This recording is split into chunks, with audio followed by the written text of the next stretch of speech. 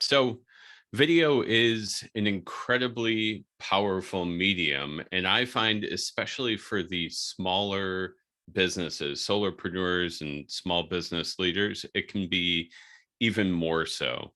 And that's why, like, kind of our mission is to help those small businesses really grow utilizing video as a medium. Today, we're going to go through two presentations. The 90-minute slot allows me to kind of mash two of the things we typically do together. So the first presentation we're going to run through is just about video basics. And then you're welcome to put your questions in the chat at any time during the presentation, but we'll break at that point. And if anybody has, kind of longer form questions and so on, we can get into those. And after that, we'll move into a second presentation that I call Make Your Own Damn Video, which is one that has been really useful for members of our clients, members of the video community that we run. So with that, let's take a look at the basics of video. And I'm going to spotlight my feed here, so hopefully everybody can see this a little more clearly. So the basics. Pretty much in this presentation, we're going to look at the benefits of utilizing video for your business, the uses that you could possibly utilize the medium for, and how to look good on camera.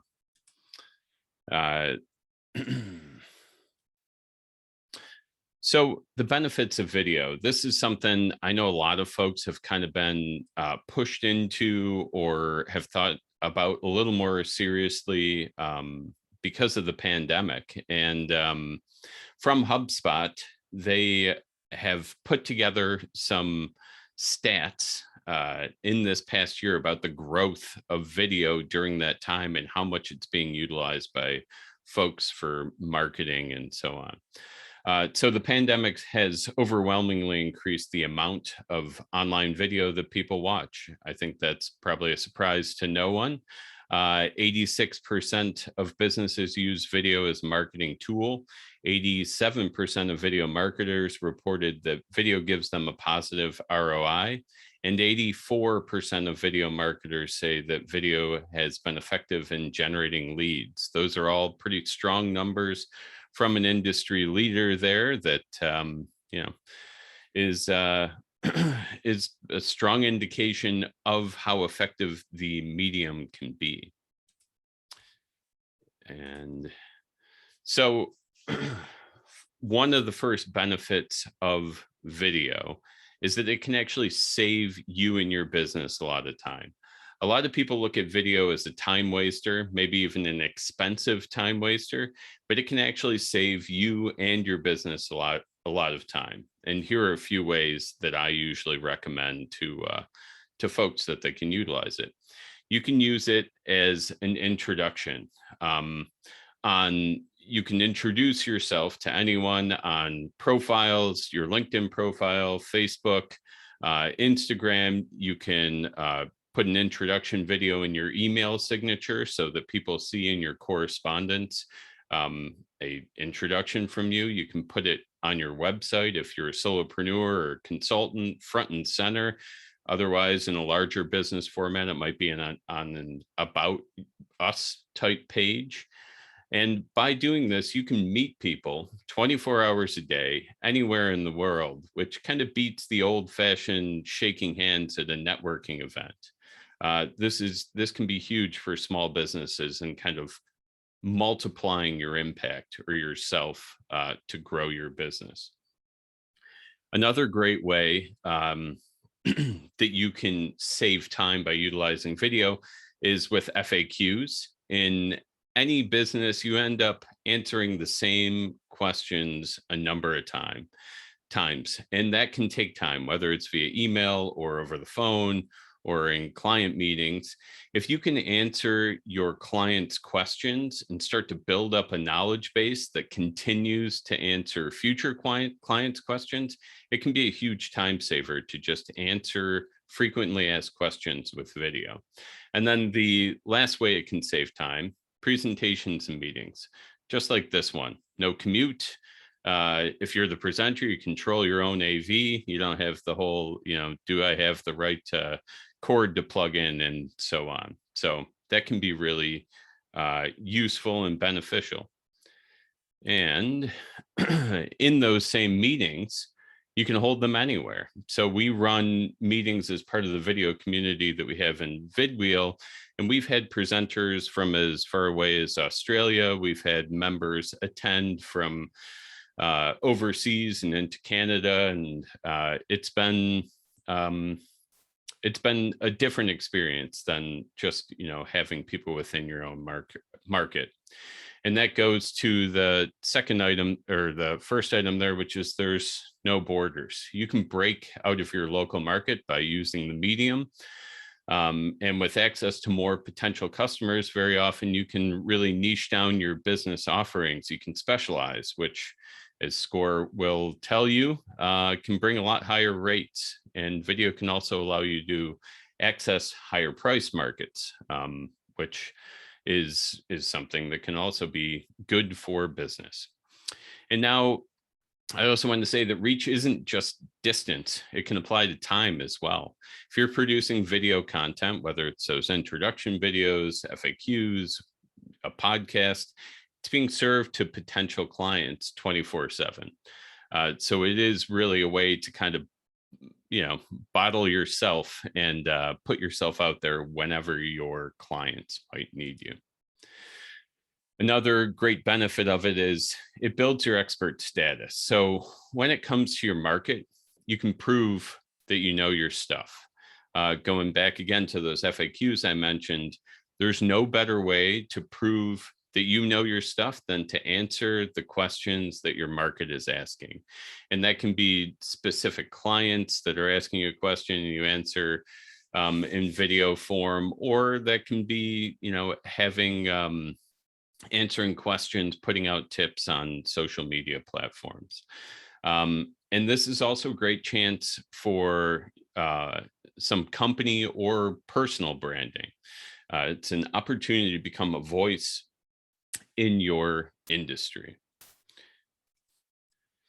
So here's some of the ways that you can use video. We've touched on a few of the potential options there in the benefit section, but we can go further here.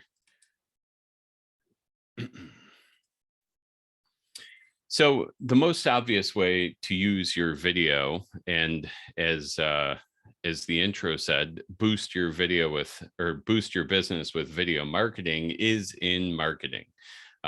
There you can do simple talking head videos where you address your audience, give them useful tips or tricks. Podcasts and interview style videos are a really popular way to generate content using the medium as well. You can talk to industry experts in those formats and deliver really great value to your audience. Another great way to use video for marketing is testimonials. You can build credibility by showing off your happy customers. And the bonus of testimonials is you make the customer feel good and you make your business look good and look more effective. So those are one of my favorite video types. Another potential video to use in marketing is product or service videos. So you can show off what you do. You can show off what sets you apart as a business or as an individual, or as your service is different from everyone else's. And then the last marketing type of video that I want to mention is presentations. You can give super valuable info to your clients in a format like this. And Ted said he was recording this. They're going to use this again, right? We do it once, its usefulness goes on. So that's just another way to utilize video. Another potential way to use it is in sales. A lot of people don't think about sales necessarily when they think about video, but it can be a great place to use the medium. So there are a lot of easy ways if you want to do custom videos to outreach to potential clients. You may have even received some of these yourself at some point, where somebody is speaking directly to you. They might have a canned message, but it starts with, "Hey, blank. It's great to chat with you in this video. I wanted to talk to you about our product," or that type of thing. The other bonus is when you send that email with that clickable video link in it, it's a lot more clickable than a text link with a brochure kicking over to your website. People watch that content.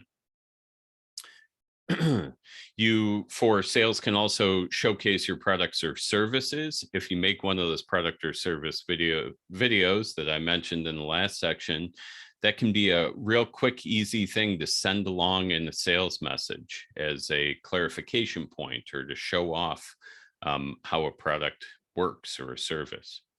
They become low pressure, convenient, and reusable kind of informational pieces that you can share with your audience.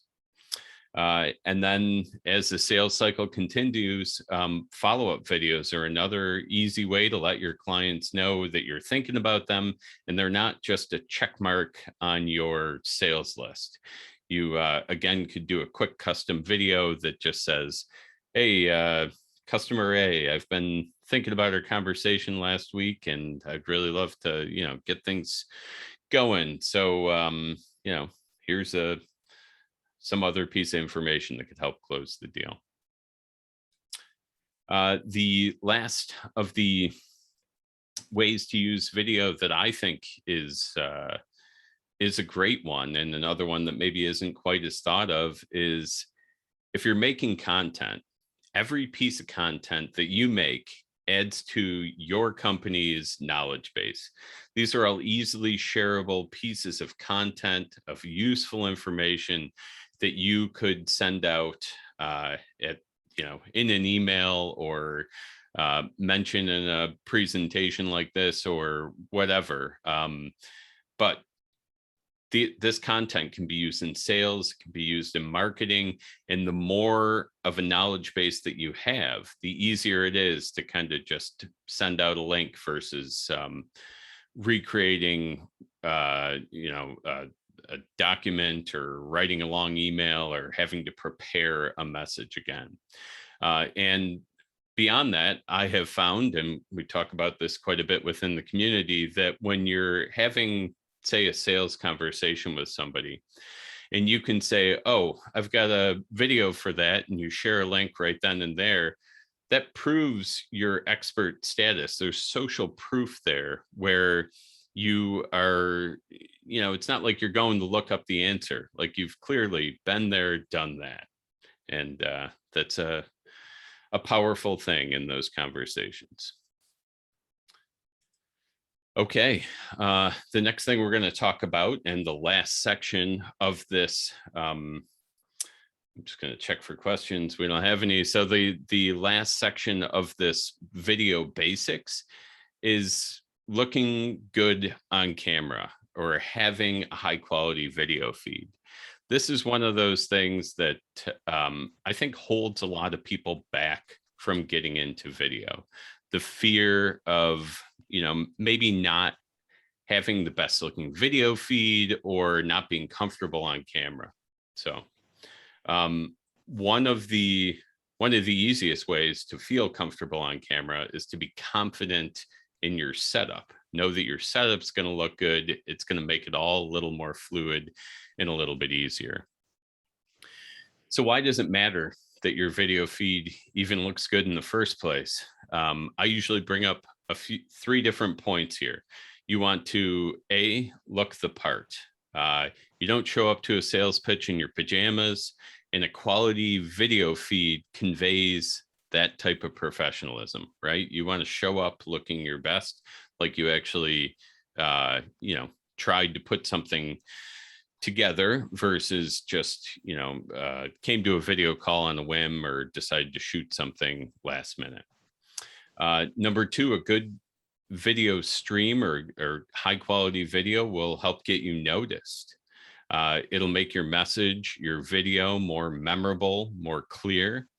And usually when I'm in a Zoom meeting like this, I can actually do a little demo, but it helps you stand out, right? If you think about the Brady Bunch setup in your typical Zoom meeting, a high quality video stream, if you're in that Zoom meeting, will help you stand out versus the competitor that's in the next stream over. And that goes for when your videos are listed on YouTube or LinkedIn or wherever as well.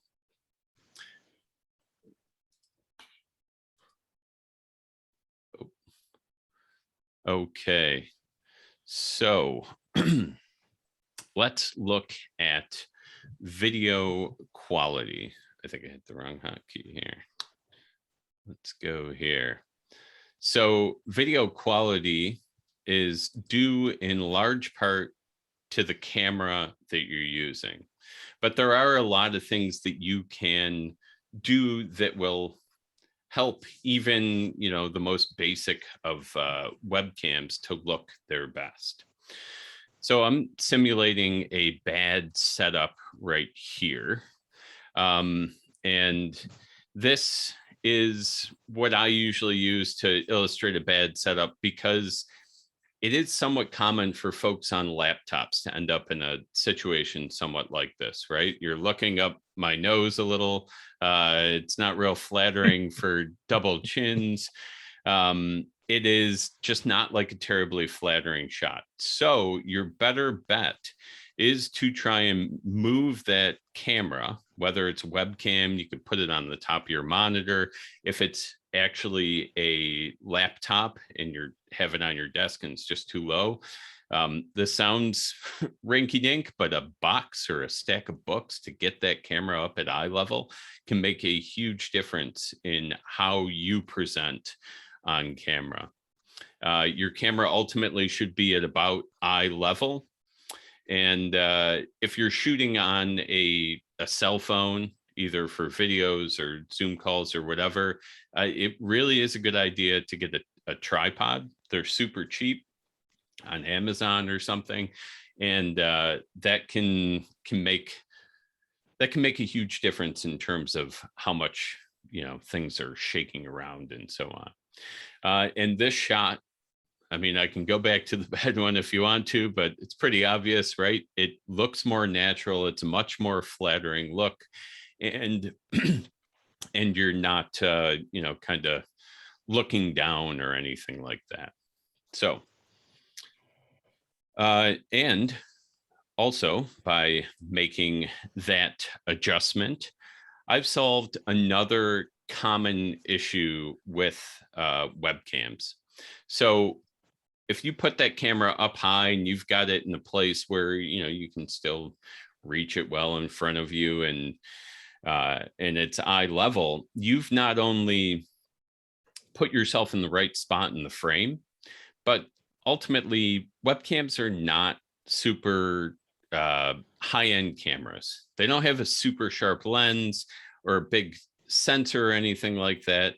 So it's best to do them a favor and just get close. I call this filling the frame. When you fill the frame, you really help your camera kind of get the best shot of you, and it helps your video feed kind of stand out and make you kind of easier to see as in situations like, say, the Zoom meeting, or once again, if we're thinking of a lineup of videos that somebody's going to choose one to watch, the person that you can clearly see their face is a more likely one that you will click on. Yeah, so I usually boil this down. Video quality can be this simple: camera eye level, fill the frame. And if you find going down the line that you want to get even higher quality with, even using an ideal setup, then it might be time to look at upgrading your camera. All right, so the next item we're going to look at in terms of video quality is audio. And audio actually makes a huge difference in terms of video quality. A lot of folks, think you get that really nice camera and it's all good, but you need good audio. And good audio often makes or breaks a video, before the video stream even is considered. So audio with like kind of the system you would already maybe have in your possession is pretty common sense. First and foremost, you have to find a quiet place to record or stream from. A lot of video meeting software and recording software has noise reduction capabilities built into it. Zoom is one of those. So it doesn't have to be like a perfect spot. It doesn't have to be a sound room or anything like that, but just do your best to minimize the noise.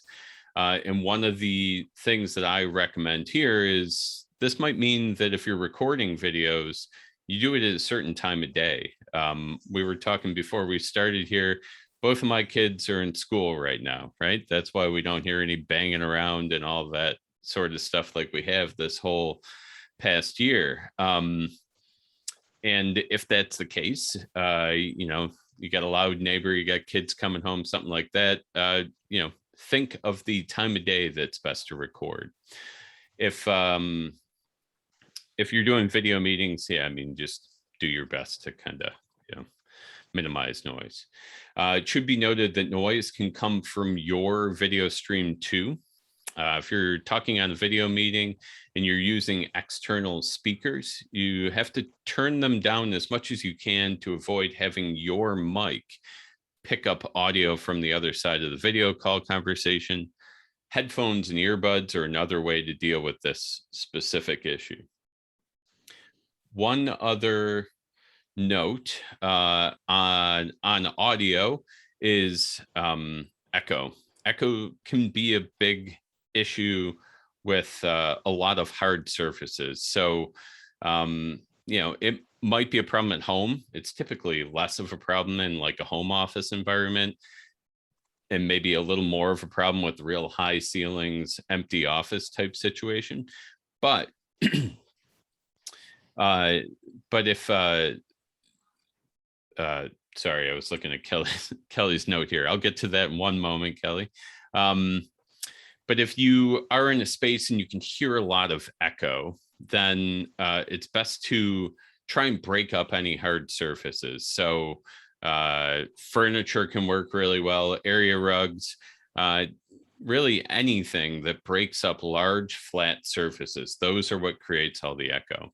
And for this reason, sometimes, if you have the option, a spare bedroom to shoot your videos in or do your Zoom calls in is a better location than the dining room or high ceilinged office space. And last but not least, fill the frame. If the mic on a typical laptop, if you're just using your webcam on a laptop, is not going to be the highest quality mic. So again, you're going to do it a huge favor by just being close to it versus speaking from a distance.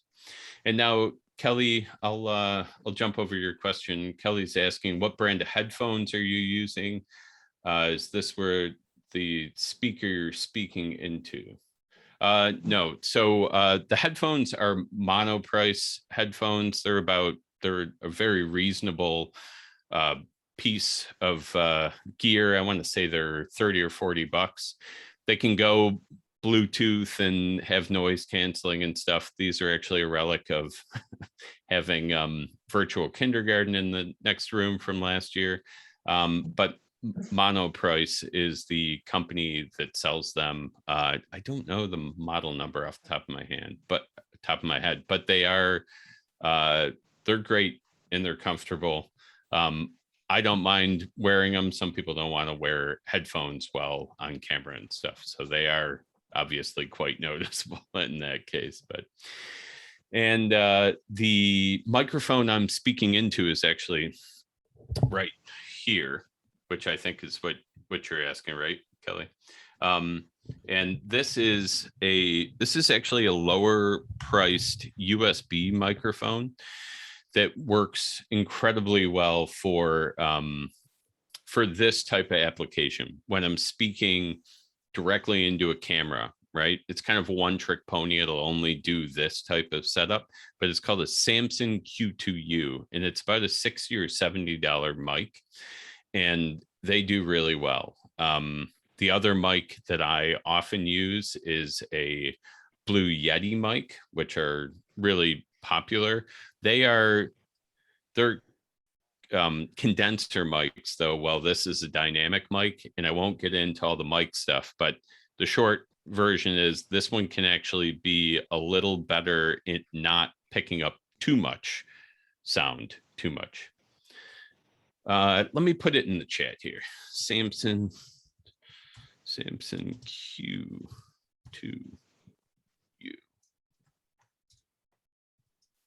And this mic is pretty readily available on Amazon and wherever else, really. So, all right. Anybody else have any questions? As long as we're slowing down here. Nope. Okay, cool. Yeah, let's hop over to lighting. So lighting is this can be a tough one in your home or office environment, especially. So ultimately, the goal is to get light right in front of you, right? That's the best situation in terms of lighting that you're going to come across. If you happen to have a ring light, and I bring that up because I know a lot of folks bought them throughout the pandemic, that's great. I love the ring light. Had never used one pre-pandemic, but now these lights are what we use in all our kits and for our own clients and myself. They are super flattering light. They work really well. So they're inexpensive too. If you're looking for the cheapest upgrade to your video setup that you can get, a ring light is about a $18 piece. So they're great because they're set it and forget it too, right? Like you turn it on, you turn on the ring light, you might want to adjust the color balance to be as close as it can in the room, but that's about it. That all said, I know a lot of people don't have them, so we're going to talk about best practices for household lighting. First off, we'll look at don'ts. This might seem obvious, but you don't want to be backlit. Sitting in front of a window is usually how this happens. If you have a nice bright window that you're sitting in front of and you want higher quality video, just turn around and face that window. All right. Kelly, I'll send you a link on that after the fact. This is a 10-inch that I use, and usually I should read out this question. Kelly's asking what size ring light and where do you get it so cheap? This is a 10-inch and Amazon. During the pandemic, they were really hard to get a hold of, and I had to go to other sources, but they're all back in stock on Amazon and so on. So, all right, back to this. So don't be backlit. If you have a window behind you and you're backlit, it's going to give you that whole, you're in a shadow and witness protection program, or a witness protection program. And it's because the window is blowing out the camera. So just turn around, get that light on you from the front, and you will look a lot better in terms of your video feed.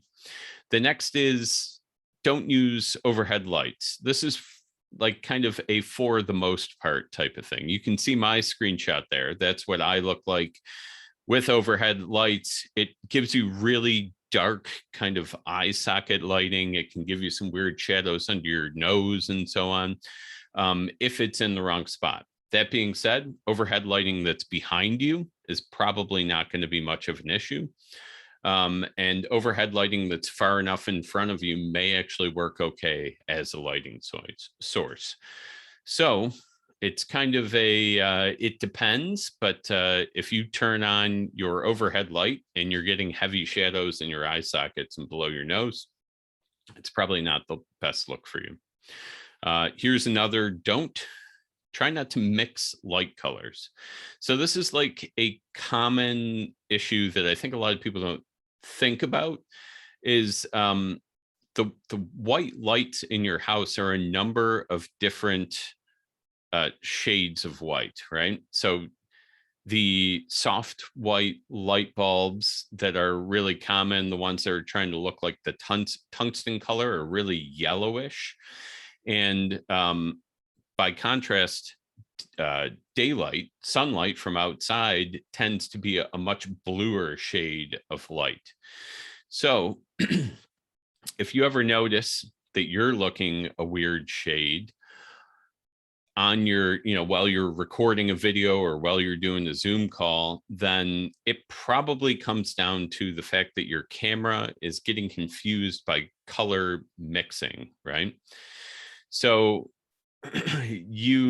this can be a little tough, but some of the simplest solutions is if you have a big window that you're using for lighting and you're using another light somewhere in the room, is go buy a daylight balanced light bulb, and then those colors will more closely match. Or if you have soft white lighting that's working really well and you're getting, there's a window somewhere in the room that's making weird color mixing, you might have to, get curtains for that window or block it off in some other way. But ultimately, if you're just using a webcam and you don't get to control your color balance, then this can become an issue. And now we're going to move on. We did all the do nots, the don'ts. Let's kind of summarize the do. You do want to get the light source right in front of you. And you do want to have all uniform color if possible. And there's a great trick for this if you happen to have a wall in front of your desk, right? Like if you have a desk that's facing a wall and you're having trouble with lighting because you have real harsh lighting coming from overhead or whatever, the simplest thing to do is to get a lamp, like a desk lamp or anything else, aim it at the wall in front of you and have that light reflect back onto you. You end up with a big, soft, well-diffused light source at that point. This works best with light-colored, like white or gray walls, but you can try it with any color wall, and sometimes that ends up being your best lighting option. So that is the last of the lighting advice I have there. Okay, and here we're going to talk about the last piece in the how to get the best looking video stream, which is staging. And this one is also pretty common sense, but there is a little more nuance. So it's generally accepted that you shouldn't have a mess in your background, right? So tidy up if you're in your home office or an office at work.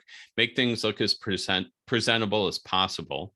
But clutter is distracting, right? That anybody can say that.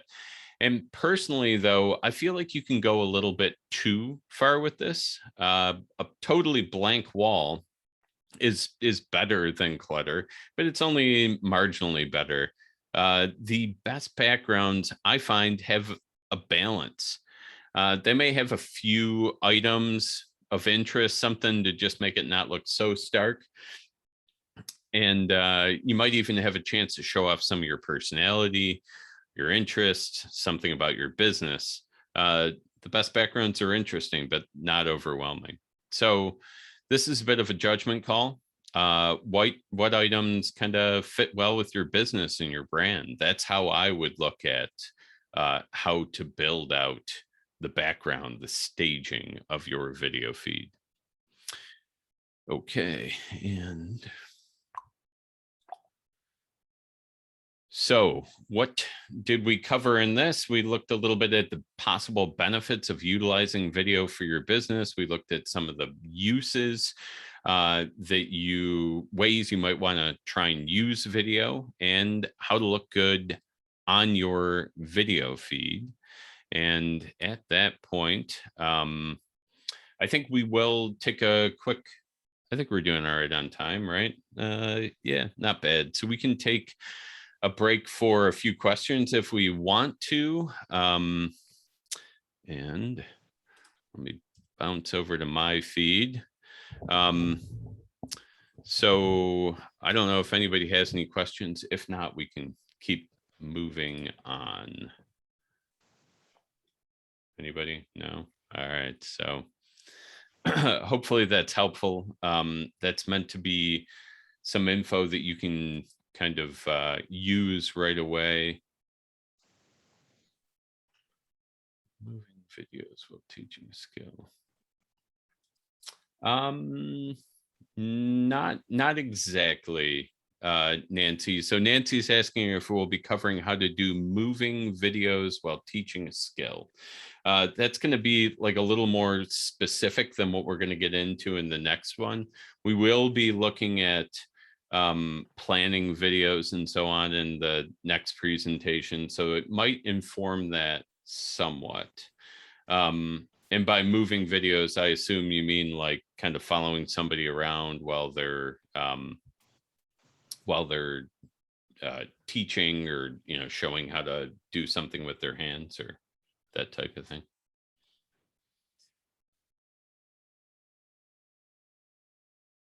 Oh, this is a great question. All right, I love it, Tiffany. So what would you suggest to get comfortable doing videos? A lot of people are shy on camera. Oh,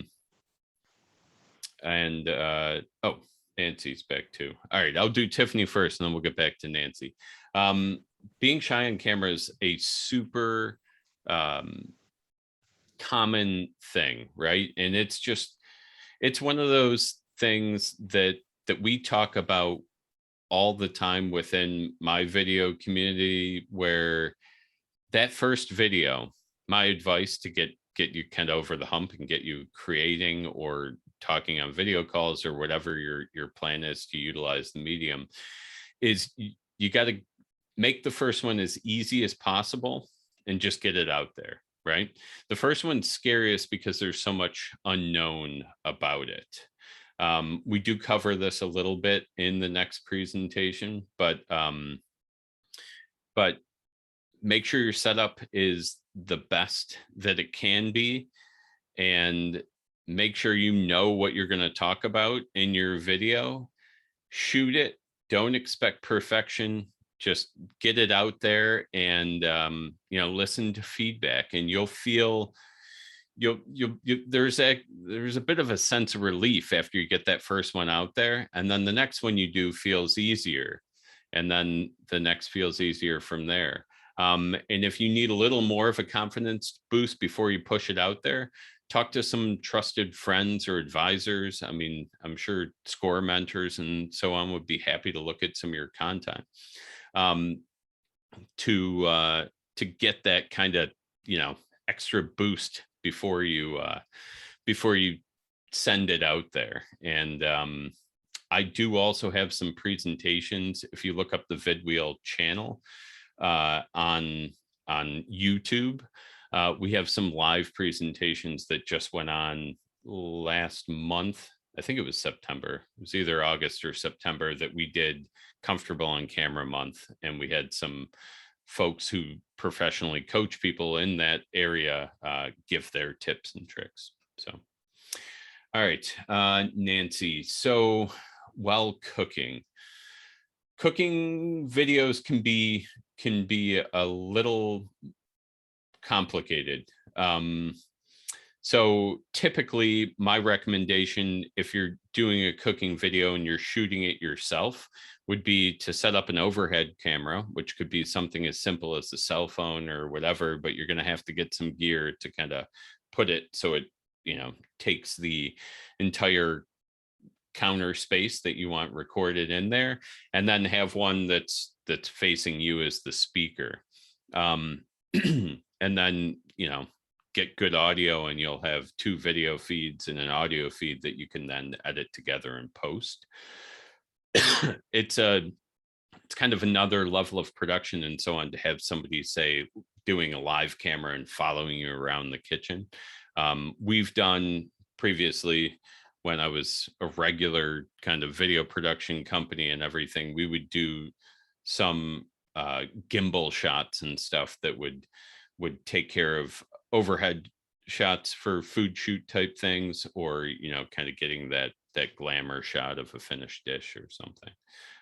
But those are going to be a little beyond what we get into. But my email address and everything is at the end of this next presentation. So if you want to continue the conversation, feel free to reach out. Okay, I'm going to go ahead so that we can push through this next one. I'm going to jump over here. Okay, so the next presentation, this is one of the first ones that I gave to my own video community, is called Make Your Own Damn Video. And you might ask, so what's the title? And the Make Your Own Damn Video is actually reference to a filmmaker, Lloyd Kaufman. He had a set of a book and DVD set called Make Your Own Damn Movie, which I think really kind of fits with what's going on right now, right? He created The Toxic Avenger, if anybody's old enough to know that movie. Came out in 1984. It was the most successful movie produced by his production company. And his production company is called Troma Entertainment. They made B movies. And the reason that's kind of important to our conversation today is they made B movies with no budget, because video equipment all of a sudden was starting to become available to anyone and everyone. And I personally feel that, like, we're kind of in another phase of that, right? Like, everybody's got a video capable phone in their pocket. We all are on webcams. We're all doing Zoom meetings. Like, you have the capability to make a lot of video content yourself that you wouldn't have had access to just a few years ago. So it's kind of a cool thing. Producing video content doesn't just belong to media companies or video production companies anymore. At this moment in time, it belongs to you and me and whoever else wants in. So you can be your own media outlet, and that can be great for your business. You can make your own damn video. So let's move on to here. We're going to go same format as the last presentation. We are going to talk a little bit about making video content, how you come up with the concept, how you create the actual video, and then how you distribute it. Okay, so the concept. This can be a tricky spot for a lot of people. This is where strategy comes in, and you kind of have to have a plan. So if you're going to create a video, the first question is, who is it for, right? And I would imagine Score has a lot of stuff on this. I also have a PDF download that I can share with you all that's based on video strategy that'll help walk you through some of this stuff. But ultimately, before you make anything, know who you're talking to. You're going to want to look at demographics of your target market, and those can include age, gender, location, interests, etc. The more you know about your target market, the better you can cater to them via video. And that's true of all marketing. You also want to think about where they would encounter your video messages. So almost all of the video content I create goes on to LinkedIn and YouTube. And that's because my target market hangs out on LinkedIn a lot, and then YouTube is a great SEO play. So knowing where your target market is consuming video content is going to be important to figuring out what your video is going to look like, length, content, all of that type of thing. And then the third thing to look at is what makes them take action. So to know this, you will have to decide what action you are trying to get your client base to take, and then you have to kind of at least hypothesize that if they see this information, they will take this action, that type of thing. And the other things that you have to look at is, what is your message? So if you know who you're speaking to with your video, you then have to figure out what the message of your video is going to be. And this can be a tricky one too. What do you want to say to these people, and what's going to move the needle with them? And then after you figure out what you think you might want to say, you got to ask yourself these questions about it. Number one, is it unique? If you're just copying some other content creator, or you're doing something because you saw that somebody else did it, it's like climbing uphill. It's tough. I usually use the example of how many lawyer commercials you see on TV that have the exact same messaging, right? Like, do any of them stand out? Maybe not. The ones that stand out look a little different, sound a little different, that type of thing. The next thing to look at is, does it solve a problem or answer a question of your client base? That's a great way to get people to pay attention. So instead of saying, hi, I'm this person and I do this service, come do business with me, say, you have this problem, this is how you solve it. If you have other problems, come do business with me. And the other thing, the third kind of thing to note about your message that would be really helpful is, does it promote your business? Now, this doesn't have to be direct. This is not like, 50% off sale, come here. But the video content that you create should be a positive in some way for your business.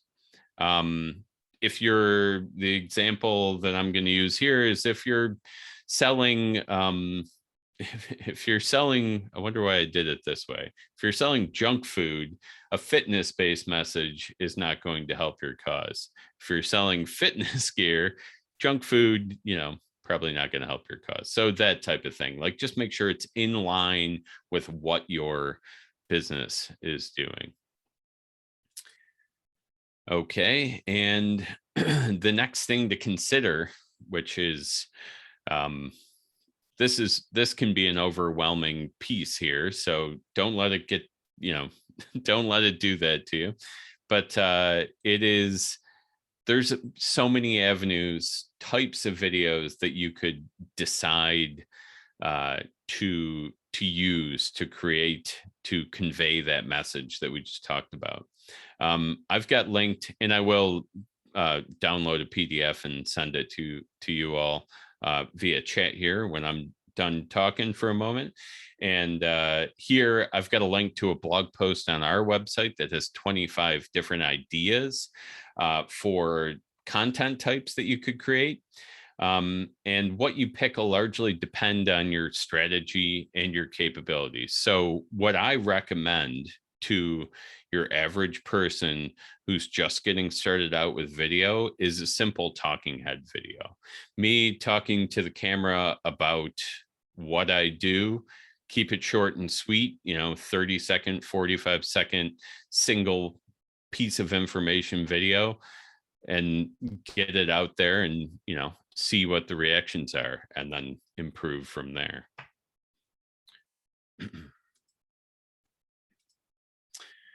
Next, we're going to look at how to actually create this video. So this is going to be generalized information. I recommend that you do reach out to me if you have really specific questions, and we can go from there. So first, you're going to have to decide on the content that's going to go in the video. I think there are generally 3 ways to do this. You can write a script of the content that you want to see, and the message that you want to deliver. And read through it and do it that way. That can be a little difficult, especially for people who are starting out, because reading a script and sounding natural while doing it is a learned skill. It's not something that you can typically just do. So that said, if you're comfortable with it, write a script. You'll get every word right. You just go for it. Some people can also just kind of freestyle. They want to do a video, they just turn on the camera and go. If you're a rambler, like, go for it. Just start rambling. And if a few bullet points, right, like what we have on the slide here, something can help guide that messaging, then that is a great thing too. The third kind of content type, and my personal favorite, and the easiest option, to be honest with you, is that you can set up an interview style video. So a lot of people do this, with a podcast. You have a guest on, and the reason that the reason that you might want to have a guest on is that they are going to do most of the heavy lifting when it comes to providing meaningful content. And that doesn't mean that you're, not going to have anything prepared for them, but like, the idea is that you're trying to get their 2 cents on a subject. So it works really well. Within our network, we talk about that all the time. I usually phrase it as the easiest way to create content is to talk to somebody smarter than you and record it, right? It's that simple. We run a podcast through vidwheel that we actually started because we found that scripting our videos and creating a 5-minute video was a longer and more arduous process than just finding somebody to sit down and have a conversation with.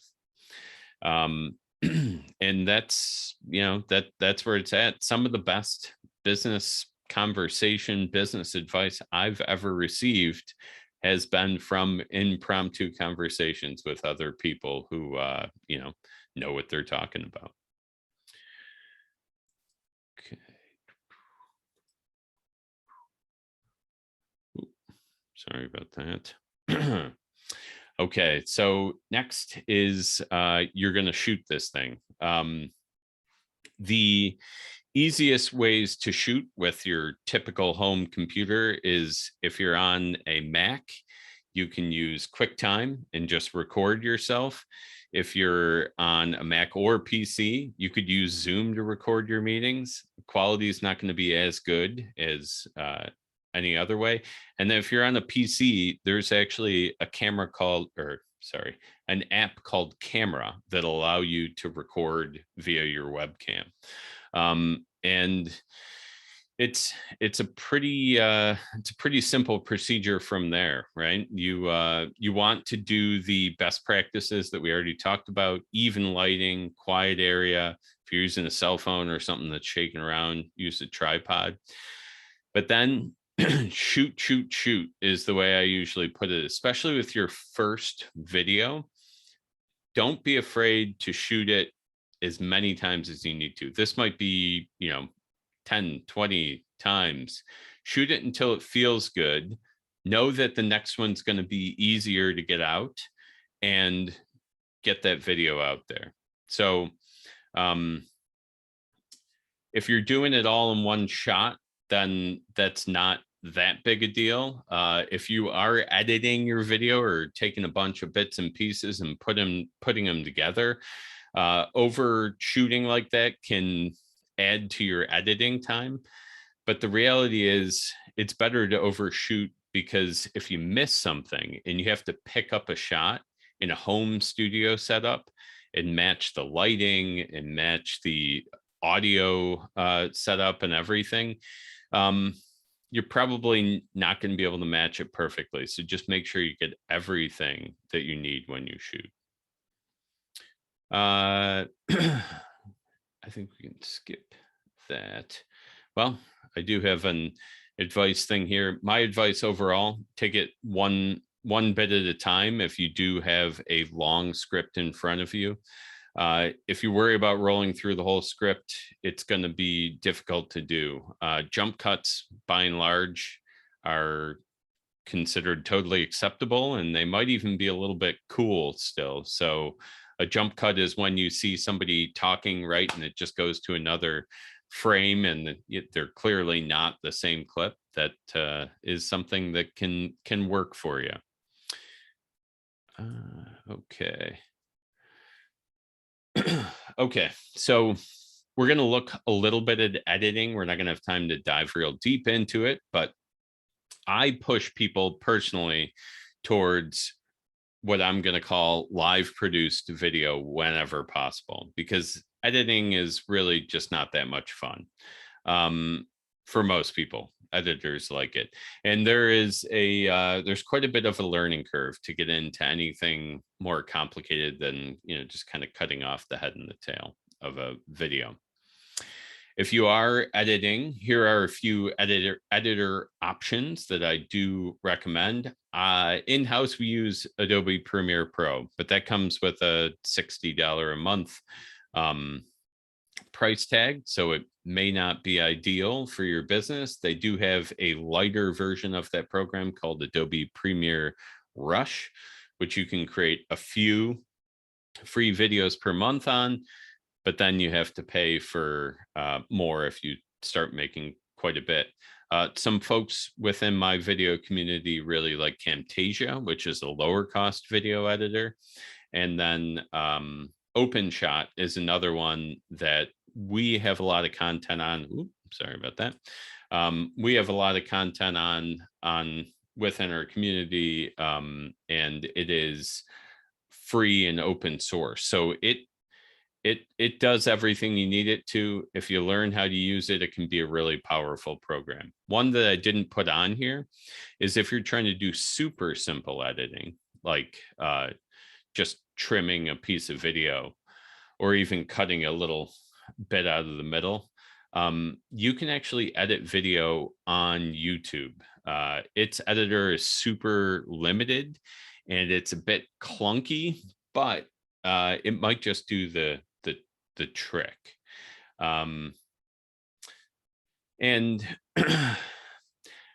I'm not going to get into recommended technique here, but if anybody does want the PDF after the fact, you can look at my recommended technique for if you're doing a video bite by bite and you're trying to, bring it all down into a into a single piece. I call it the cut and close, and you could also reach out to me about that as well. Sorry. Okay, so whether you're editing or not, you may want to add some visual interest. Some of the easiest ways to do that are to add stock footage or stock images if you are editing. If you're doing live production, you can add those in as live production items through a program like OBS or something like that. Same for graphics. Lower thirds, I don't know if anybody caught it, but when I started talking, we animated on the lower third and all that. Intros and outros can really add production value to your videos. And a great free site to develop some of those video clips is Canva. There's a lot of other ones out there, but that's one that's free and easy. So another thing to consider if you're adding interest is you might want to add music to these videos. It's not needed for all video formats, but if you have a short form video and you want to give it some pop, Sometimes it works pretty well.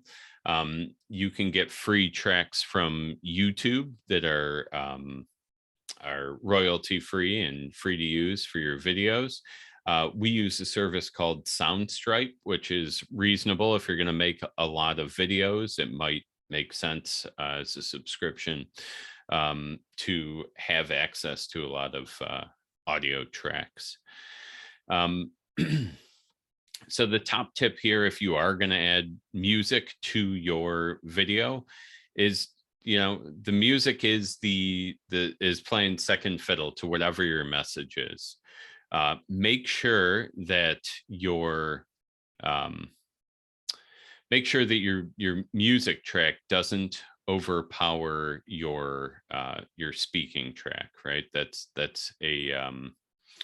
a tough thing to do. And if there's any question, fade out the music for your speaking part, and you can fade it back in at the end, something like that. Okay, so that's it. We're done video wise, or so we think, because the last part, whoop, what did I do? Lost my thing. The last part is to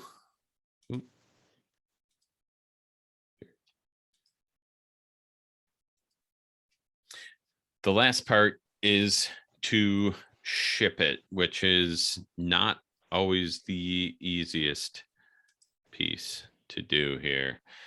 You have to publish it, right? And that can be hard. This is what I was bringing up with Tiffany there. It might be easier than it sounds. I've got this video. I took the time to create it, or, whatever. It's all concepted, it's put together, but it's hard sometimes to convince yourself to put it out there. So if you're feeling stuck and you're just not sure if this video is good enough or represents your brand, send it to a friend, and not your mom or your best friend who's going to say I love it. Send it to a business friend or maybe a SCORE mentor who's going to give you their true opinion on this video. Better yet, if you have a business group or something, share it with everybody. This works really well because positive feedback will give you the confidence to publish that video, and negative feedback is only going to help you improve. So it is important that you listen to it, but at the same time, do that once or twice, but do not use this as a crutch to delay the release of your video, right? This is really an exercise in balance. Ultimately, the goal is to get your content out there. So don't let this step, this revision, kind of positive affirmation step, be the one that means you never publish that video. That would be the worst case scenario. Okay, so now we're actually going to look at distribution. It is, kind of a technical piece in a way here. What we say within our video community is you ship it. In this case, it appears that we're shipping it on a pirate ship there. This part should be an easy step in the process, because if you refer back to your concept, you will know, all right, we made this video for Instagram or Facebook or LinkedIn, or to be utilized on the website. So it's just the nuts and bolts of getting it all up there. And I mentioned earlier, and this is the time I'll mention it again, any piece of video content, whether ultimately it's meant to be on Facebook or some other platform, I always recommend that you also post it to use YouTube. The reason for this is pretty simple. YouTube is the second most utilized search engine on the web right now. So the SEO value of one more upload, 2 more minutes of your time is hard to pass up. So just put it up there, and when it comes to the social networks and other platforms who might be putting this video on, You answered it in the concept section. Where does your target market hang out? And to add another notch to throwing it up on YouTube, the easiest and most widely supported way to get a video embedded on your website is to embed a YouTube player. So, there are other options out there. I put down here at the bottom of uh, the page here, Vimeo as well, right? They've got a cleaner player. It works well. I've never heard of any issues with people not being able to play it or anything. So Vimeo is another one that's good, but YouTube is a great one. So once it's out there and shipped, you have done it. You have done the concept for the video piece that you wanted to put together.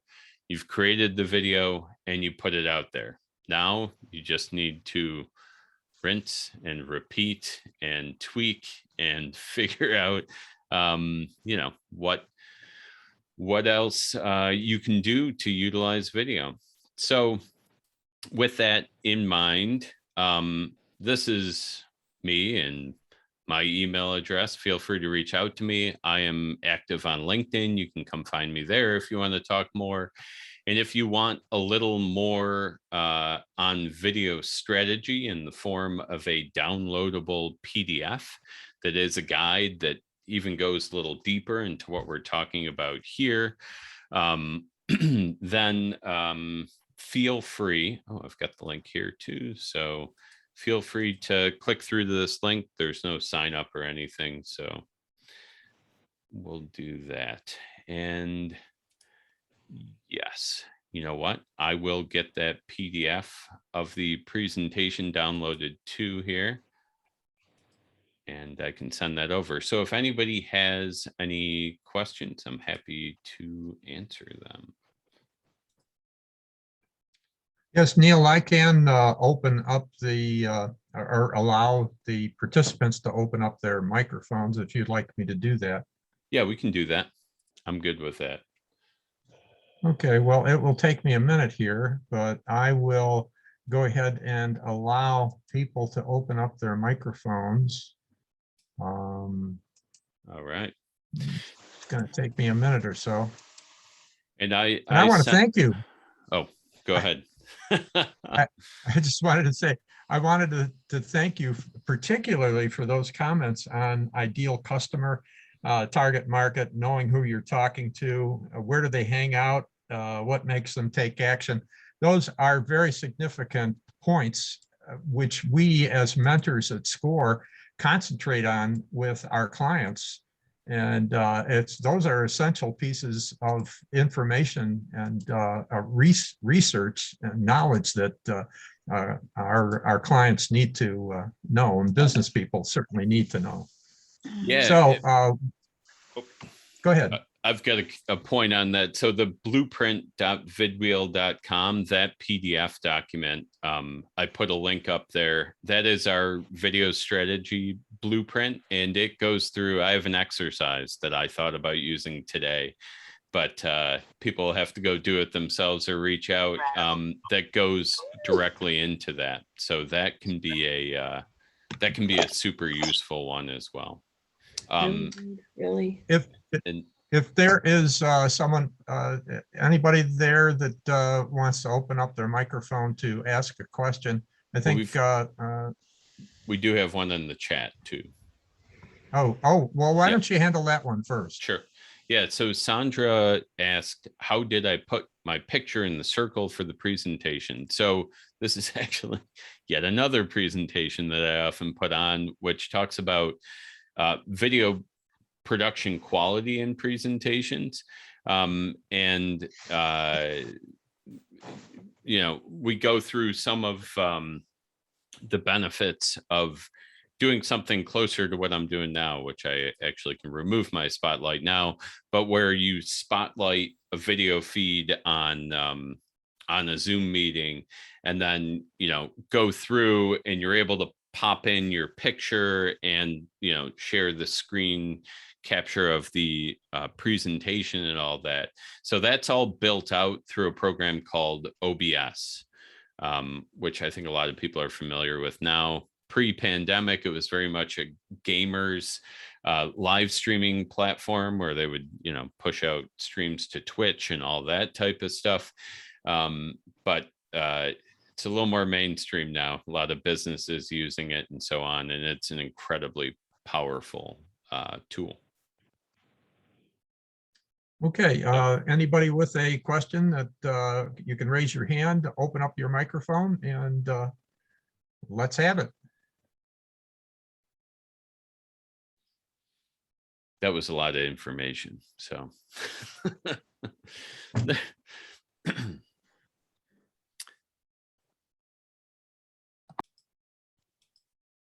Nancy?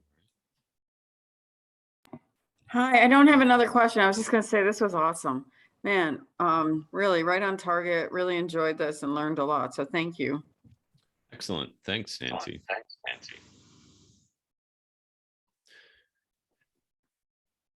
And yeah, I guess the strategy blueprint I put out there, and the boost your business with video marketing presentation that we just ran through is also in the chat as a PDF.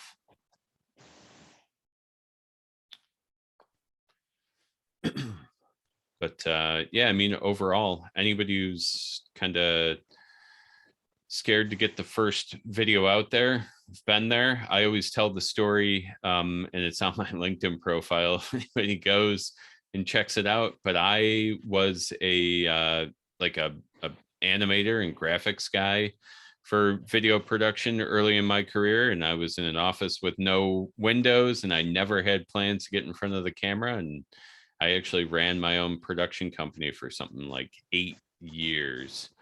Oh, are mine not coming through? My messages only went to the panelists. So I'm going to send them to everybody. But it took me 8 years of running a production company to get on camera myself. So I sympathize, and it's really a lot about repetition and so on. We was talking to somebody on our podcast this current month, the one that's out, and said it gets easier every time you do it. And he made the point that it doesn't get easier, you just get better. You get better at it, so you're more comfortable, you're more confident kind of doing the video thing, speaking to the camera. So Well, Neil, I don't see anything else, and nobody has any additional questions here. So let me just say thank you so much for the presentation today. A wealth of information. And also, I want to remind everyone that we will be sending out a link to the Zoom recording of this session, and also a PDF copy of your slides. And I'll take a look at anything else that you've posted in the chat and make sure that that also gets to our attendees too in a follow-up email. Okay? excellent. Okay. Thank you so much. So thank you. Thank you.